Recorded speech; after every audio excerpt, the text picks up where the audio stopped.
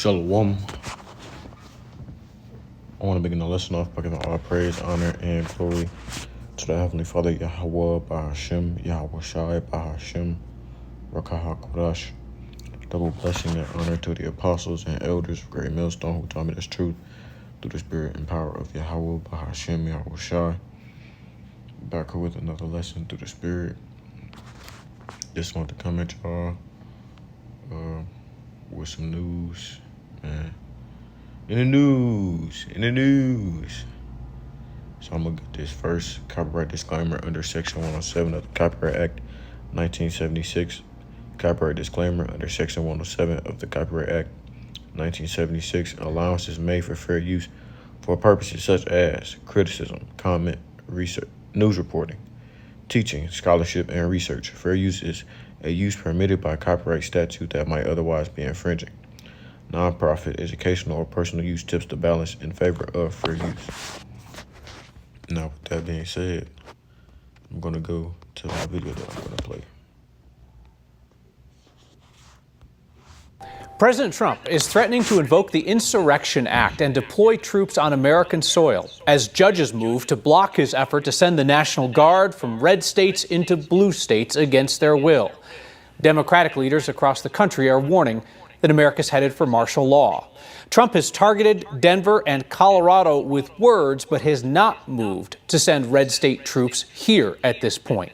Democratic Attorney General Phil Weiser called Trump's actions unconstitutional and urged people to use their voices to protect democracy. Trump is falsely claiming that Portland, Oregon is war-ravaged. One of his own appointees on the federal bench just blocked his plan to call in out-of-state troops to crack down on protests outside an ICE facility in Portland. And today, leaders in Illinois sued to stop Trump from sending troops from Illinois and Texas into Chicago. Democratic Governor J.B. Pritzker says Trump is trying to provoke a violent confrontation that would allow him to use the Insurrection Act to bring the military against American citizens. Colorado's Democratic majority at the state capitol passed a law this year trying to keep out-of-state National Guard troops from being sent here against Colorado's will. But the law does allow it if they're acting under federal orders, which has been the situation when Trump has sent or tried to send troops into Washington, D.C., Portland, and Chicago. Hey, man, what can we say? At this point, we've warned you all numerous times. And I just thought of something.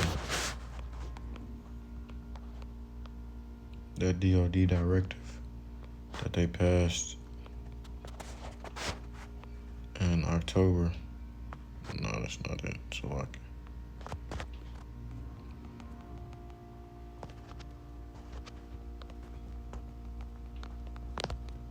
it's pretty much like a butterfly effect.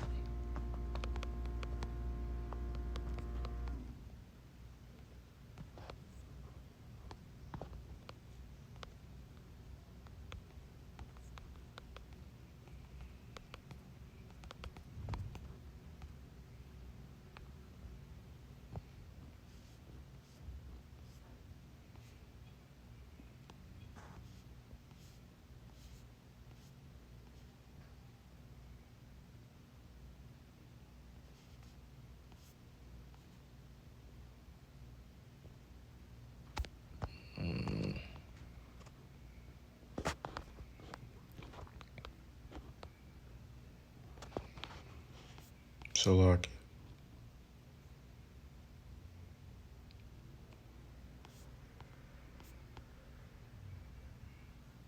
$52.04.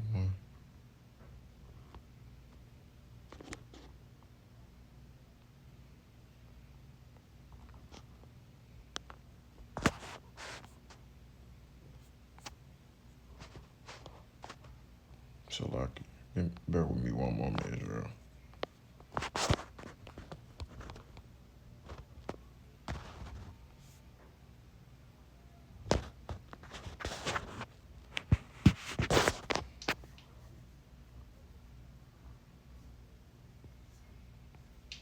All right, the DOD Directive 5240.01 is a policy that governs intelligence and intelligence-related activities within the Department of Defense, which is now known as the Department of War. It outlines when and how defense intelligence components can assist civilian law enforcement. An updated version was issued in September 2024, so that's just a little bit over a year ago now, replacing a 2007 version. This update led to online discussions and theories about potential Pentagon authority to use lethal force against civilians. The DoD and experts have clarified the directive's purpose and limitations in response. The 2024 update requires Secretary of Defense approval for assistance in civilian law enforcement involving assets with potential for lethal force. The update does not grant new authority for domestic operations or the use of lethal force against U.S. civilians, like U.S. citizens, and aligns with existing law. The directive in its manual will also cover various intelligence activities and reporting requirements. So this was a big thing that came to pass. I was kind of like I said, man, like a butterfly effect. I'm going to get this. I said, what is the Insurrection Act? The Insurrection Act is a federal law that gives the U.S. president the authority to deploy U.S. military troops or federalize the National Guard for domestic law enforcement purposes. The act is a key exception to the posse Semititus. I said Semititus, Comitatus Act of 1878, which generally prohibits the use of federal military forces for civilian law enforcement. The law can be invoked in three main scenarios: to aid a state government when a state's legislator or governor requests federal assistance to suppress an insurrection within their state, to enforce federal laws when the president determines that unlawful obstructions, combinations, or assemblages or rebellion make it impossible to enforce U.S. law through ordinary judicial means. This does not require a request from the affected state. To protect constitutional rights, to suppress violence or insurrection that deprives any group of people of their constitutional rights, and state authorities are unable or unwilling to protect those rights. This was the basis for deploying troops during the Civil Rights Movement. It says history and recent developments. Origins. The first version of the law was passed in 1792. It has been amended several times over the centuries, with modern provisions largely stemming from laws passed between 1792 and 1871. Historical use. The act has been invoked by presidents through U.S. history to handle domestic crises, including the Whiskey Rebellion, the Civil War, labor strikes, and civil rights conflicts. And very soon it's going to be invoked again. Last invocation. The most recent use was in 1992, when President George H.W. Bush deployed troops to Los Angeles during the unrest that followed the acquittal of police officers in the Rodney King beating. Recent discussions. In 2020 and again in 2025, former President Donald Nero Trump discussed or threatened to invoke the act in response to civil unrest. These suggestions have triggered debate and criticism from legal experts and some state governments. It says it's like controversies and proposed reforms. Legal experts and commentators have raised concerns about the Insurrection Act, including vague language. The criteria for invoking the act are poorly defined, granting the president significant and potential limitless discretion. So basically, you have free range to do what you want to do. lack of oversight.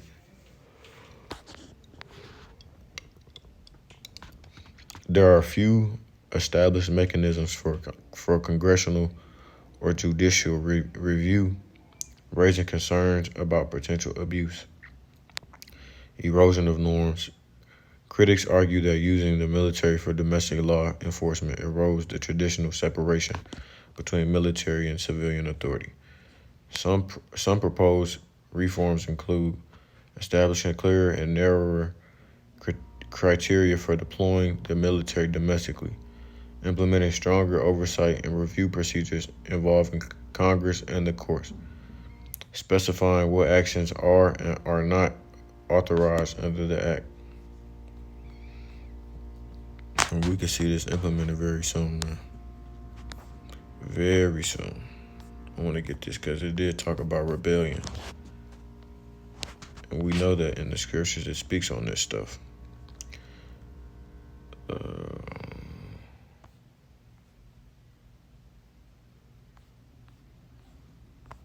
Like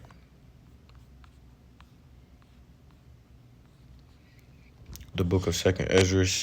Why is this shit right here, man?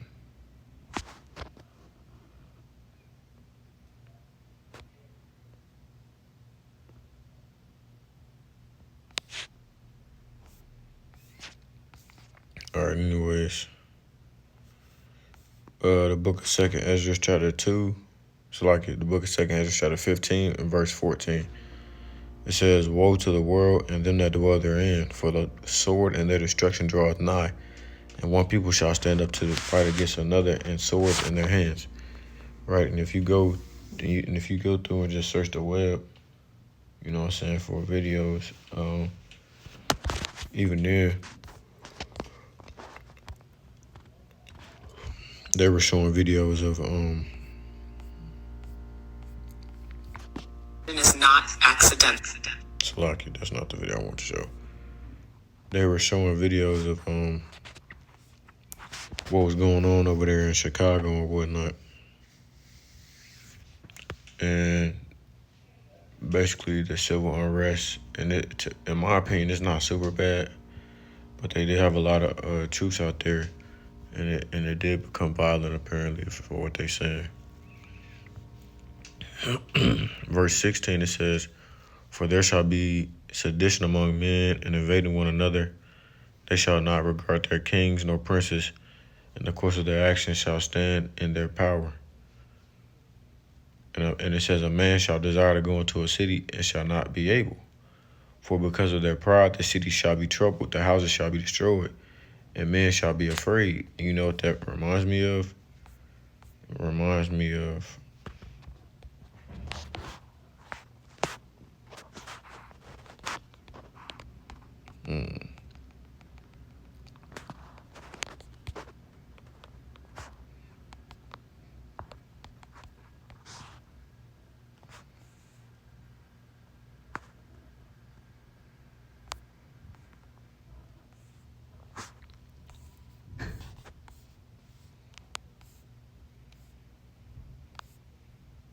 I'm going to get Zephaniah 2 as well.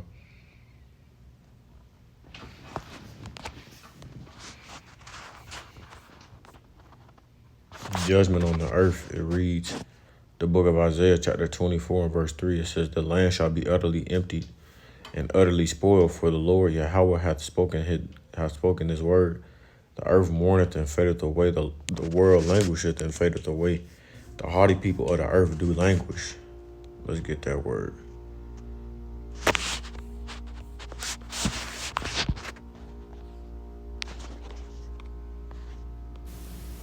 Strong's H5. No, Salaki, I think I clicked on the wrong one.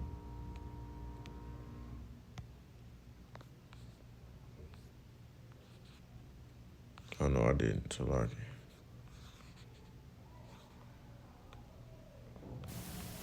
Strong's H535. Amal. Gesenius Lexicon. Amal. Or Amael. To be weak, to droop, to languish, to be exhausted, to be weak, to droop, to be or grow feeble, to languish, right? To be exhausted. The world is exhausted right now, man. It's even reports out there saying that the people in America, like, they see this economy and it's messed up, man. It's messed up in these streets. The hardy people of the earth do languish.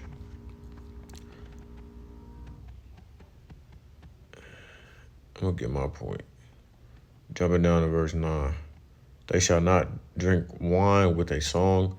Strong drink shall be bitter to them that drink it. The city of confusion is broken down. Every house is shut up that no man may come in, right? That's going to happen very soon, man. We're in the land of confusion. Babylon the Great. Babylon, land of confusion. America, right? We're in modern day Babylon.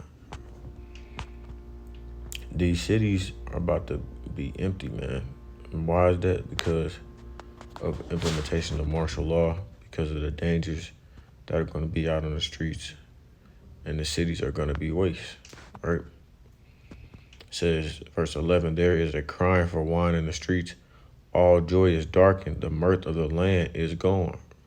We've been seeing the mirth of the land dwindle away. Things that were enjoyable at one point in time are not enjoyable anymore. That's a fact. It says, in my point, and the city is left desolation, and the gate is smitten with destruction.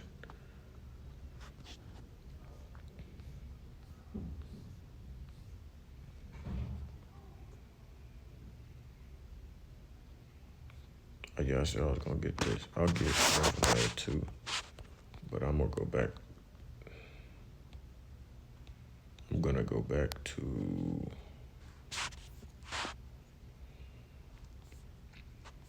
the Good News Translation.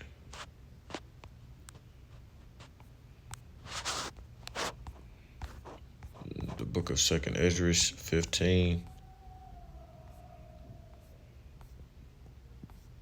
And starting at the 14th verse, it says, the world and the people in it are doomed, right? Only way that you're going to be able to make it out of these times that we're in now is if you're of the elect of the house of Israel. If you're a part of the 1/3 or the innumerable multitude, man, that's the only way you're making it out. If you're not a part of that 1/3 or 1 to 44,000, as the brother would like to say, you're grits. You're cooked. You're done. You feel me?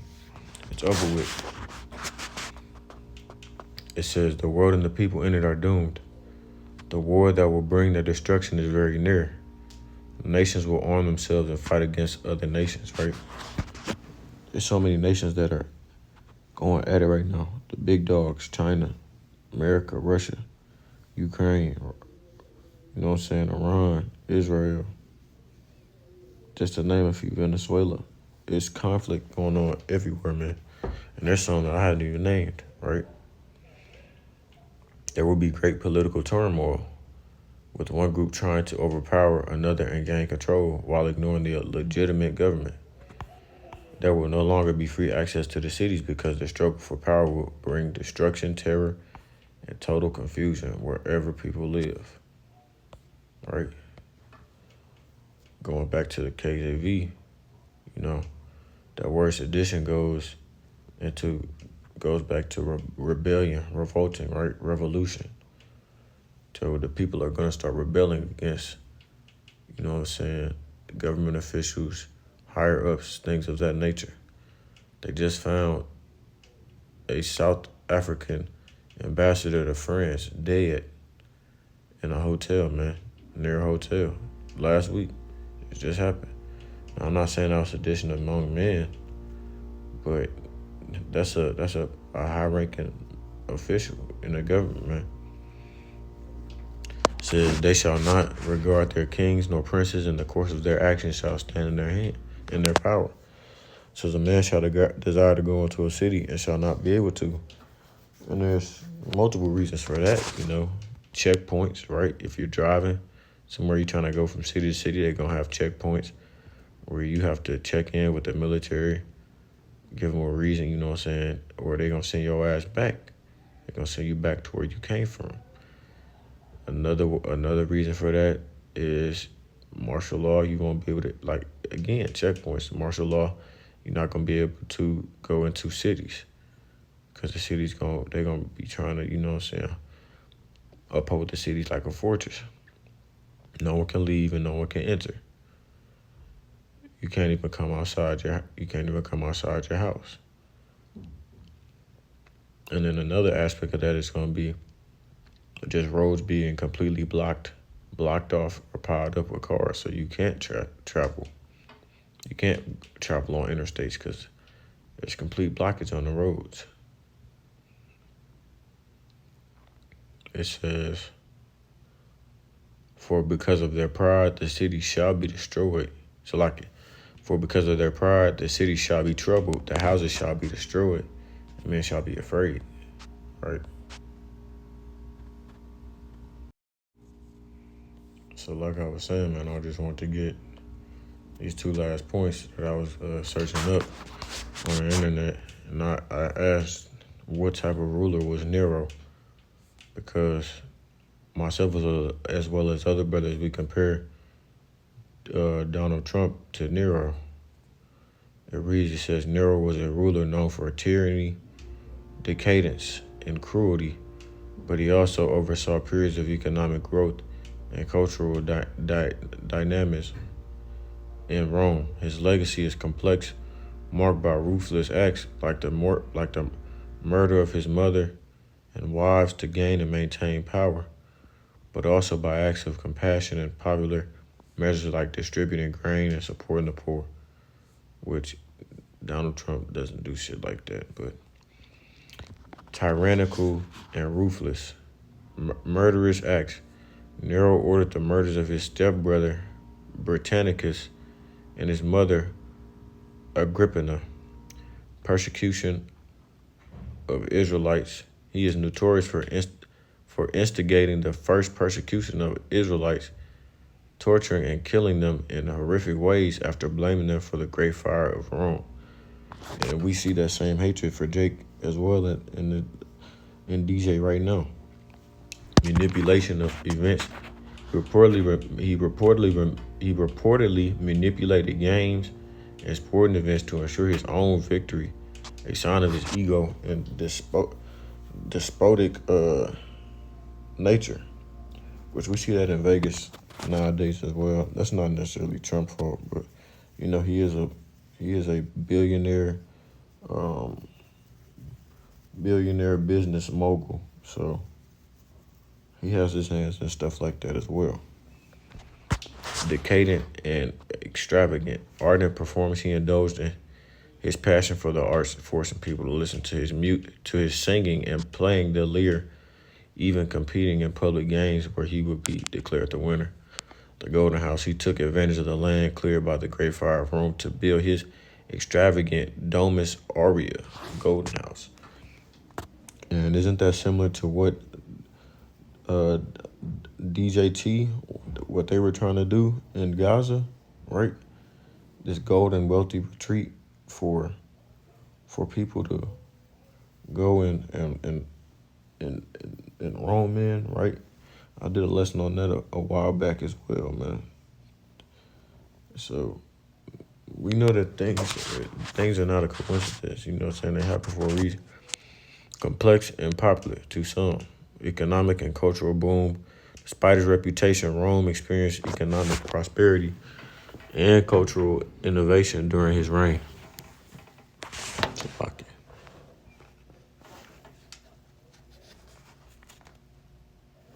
It says, compassionate actions. He responded to the Great Fire of Rome by opening his gardens to the homeless and providing food, which we know how to do this now. I don't even have to say nothing. Popular support. He also enacted popular measures such as distributing grain and restoring authority to the Senate, which may have contributed to his popularity among the lower classes. Now, they did say they showed a sign of his ego, and we know that DJT has a very big ego, man. A very prideful dude. A contested legacy. Nero's reputation was shaped by classical sources, often written by the upper class, who disapproved of his public artistic pursuits and extravagance. His image as a despotic and depraved ruler may have been exaggerated or even part of smear campaigns by his successors. Now, I want to get this about those draconian decrees. It says, a draconian decree refers to an extremely harsh and severe law or rule originating from the 7th century BC Athenian lawgiver Draco, whose code famously punished even trivial offenses with death. Today, the term describes any oppressive regulation or measure that is unduly severe, often suppressing dissent or controlling people's lives. And this is a draconian decree that's gonna be implemented by him sooner or later, man.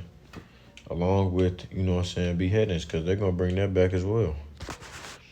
Draco's legal code. Around 621 BC, Draco codified Athens' laws, creating a comprehensive written legal system. Severe penalties. Draco's laws were notorious for their severity, punishing minor offenses like theft with death. And his explanation was that there was no heavier punishment for more serious crime. Foundation for law. Despite their harshness, his efforts laid the groundwork for legal advancements, and his homicide laws were retained by the later lawmaker Solon. Modern usage. Harsh and repressive. The word draconian is used to describe laws, rules, or actions that are excessively strict, repressive, or cruel. Oppression of freedoms. Draconian measures can stifle free speech, control political opposition, and limit basic human rights such as freedom of movement or the right to education. Examples. While the Taliban's restrictions on Afghan life have been described as draconian, other examples include laws that also for prolonged detentions without charges or grant excessive power to military forces. You could consider this country or this state that we're in right now to fall under that same definition, man. I'm gonna get this though. The book of Zephaniah, chapter 2 and verse 12. It says, ye Ethiopians also, let's give verse 11. Yahweh will be terrible unto them, for he will famish all the gods of the earth, and men shall worship him, every one from his place, even all the isles of the heathen. Ye Ethiopians also, ye shall be slain by my sword. The Lord don't play, man. And he will stretch out his hand against the north and destroy Assyria, and will make Nineveh a desolation and dry like a wilderness. And that's talking about you Edomites.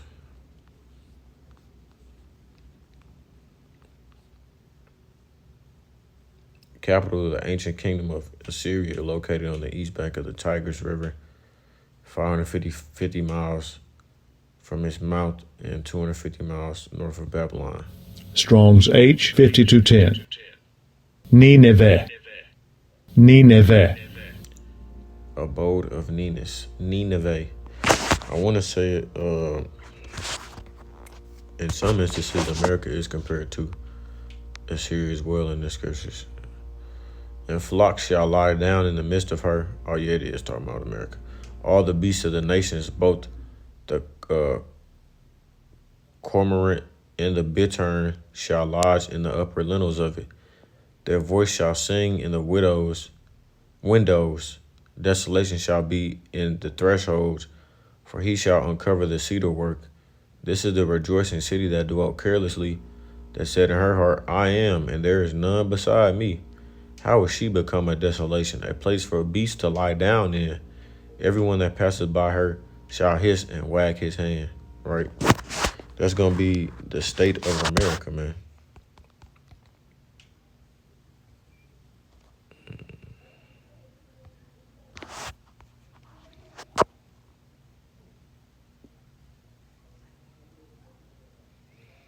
the book of Daniel, chapter 6 and verse 7, it says, all the presidents of the kingdom.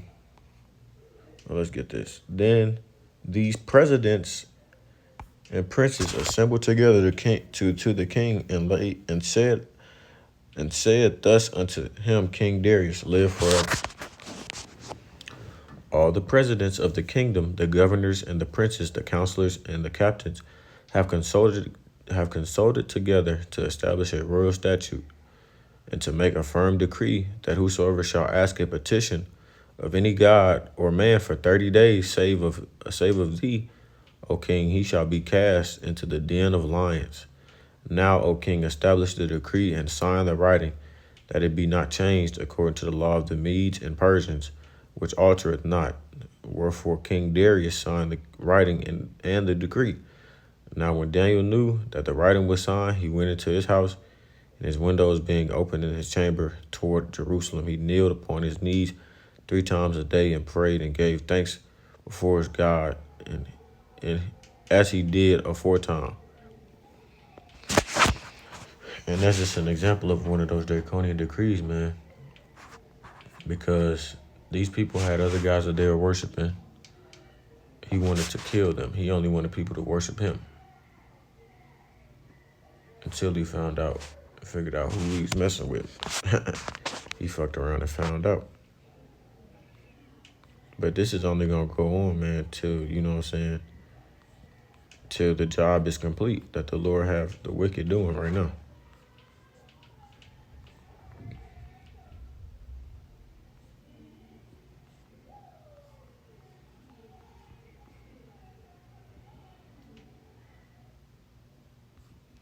We can start